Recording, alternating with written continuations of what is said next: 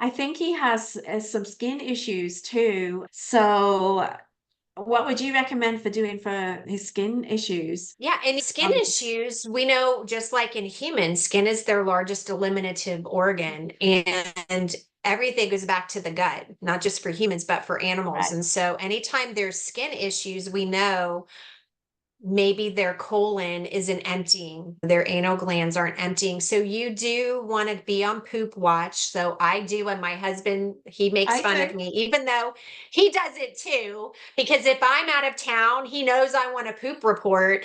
What does it, how much came out? Was it real skinny? Because if it's real skinny, I know she's compacted. But if it's the healthy size, then I know we've got her food balanced. So I want to make sure there's enough that came out, because if enough didn't come out, I know she's starting to get compacted.